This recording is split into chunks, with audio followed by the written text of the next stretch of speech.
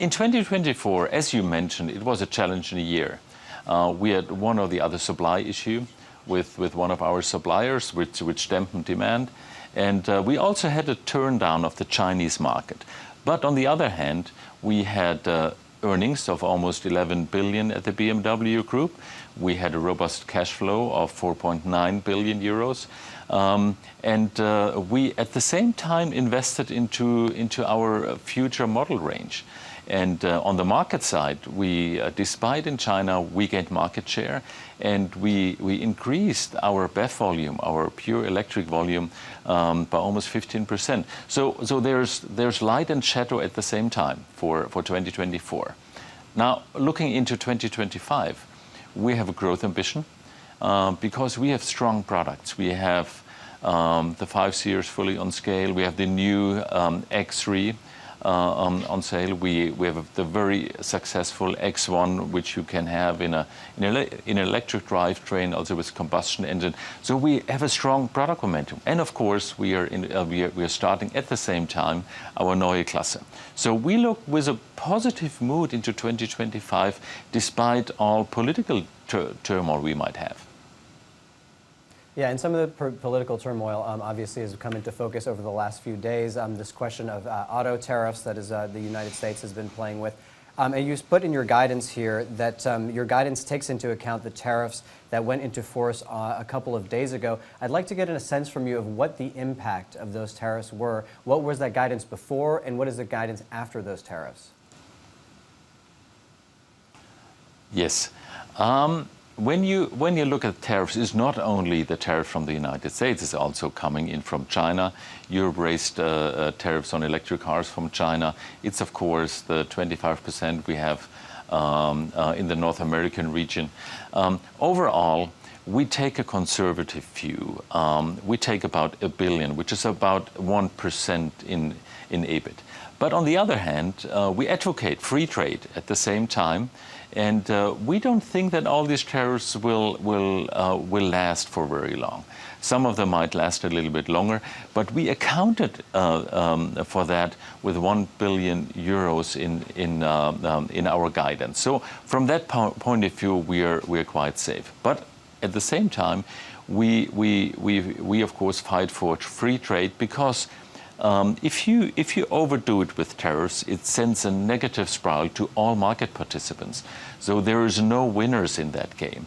And let me add one final word. We have a plant in Spartanburg, which is the biggest plant at BMW. Of course, that is kind of a natural protection because more than 50% of the products we sell in the United States are produced in the United States, and therefore they're covered from any tax changes. And I saw that also by the export value shipped from your South Carolina plant, it is that you're actually the biggest exporter of U.S. cars in the world. Is that a point that you have made to the Trump administration?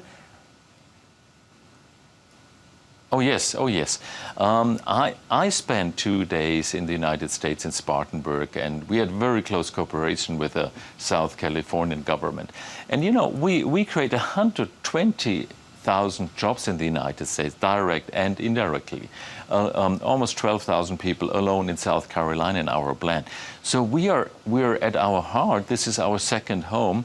And in the last 10 years, we had more than 100 billion in exports since 2014. So we are a not to be ignored market participant over there. And we have strong support. Yeah, as we speak, one final word. As we speak, we invest almost $2 billion in the United States, and that is, of course, politically a big asset for us. And then in terms of your sort of operations in Mexico, you say that you're, is it correct that you're absorbing for now the cost of the tariffs? Is that what that 1 billion euros you've sort of put forward to? And also, do you consider the USMCA agreement to be safe? And and if it is, are you going to have to sort of change how you build the cars in Mexico so that they're USMCA compliant? Is that something that you're planning to do? Yeah, look, we took care of these effects in our guidance already. And USMCA, this is, again, a very volatile thing. We have to see what is happening in the last today. But again, we took a conservative stance and put it into our guidance. And in terms of the Chinese market, because this is another sort of point, sounds like it deteriorated again in the back half of the year. Do you expect sales to decline further this year? Actually, no. We went down with about a little bit over 100,000 units. You know, what is happening in China is quite a natural thing. The market share of Chinese manufacturers has increased in the last 5 years significantly. And that was something which we expected. This is not a surprise so much. It is still, to this day, the largest car market in the world. We sold last year more than 100,000 electric-only cars. And from a market share point of view, still, the market share in China is higher than in the rest of the world. And we are still the leading premium segment participant. So we, of course, we know this is a tough market condition. We are aware of that, especially on the pricing side. But on the other end, we see we're going to stabilize there over the course of this year. And then in terms of Europe, I mean, obviously costs are in a big focus. You see your margins are under pressure. It's something we've seen from your other competitors, whether it's Volkswagen and Mercedes. They're all sort of decreasing headcount. Is BMW going to have to decrease headcount in Europe? Well, look at BMW. First of all, there's no such thing as the automotive industry. I can only talk about BMW. As we guided, we will have about constant headcount at BMW. And we always work on our cost base, always. We always do, every single day. So that is why we don't need an extra program. But we had our last investment peak in 2024. This will go down now. And of course, everything we put into our guidance takes effect on a very consequent cost management. We do that every day, every single day. And again, investments are coming down now.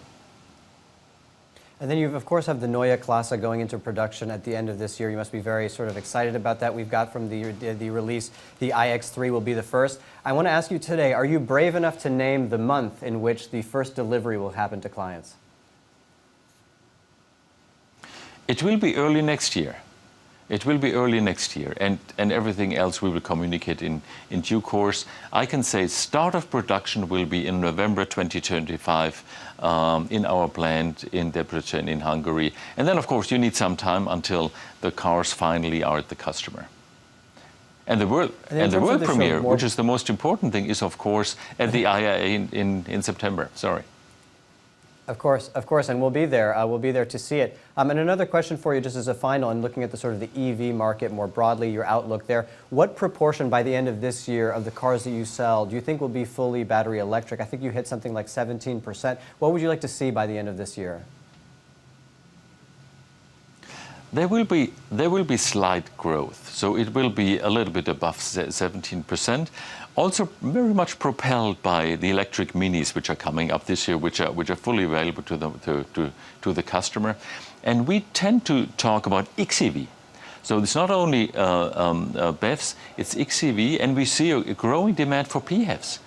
So together with PHEVs and BEVs, we will see about 600,000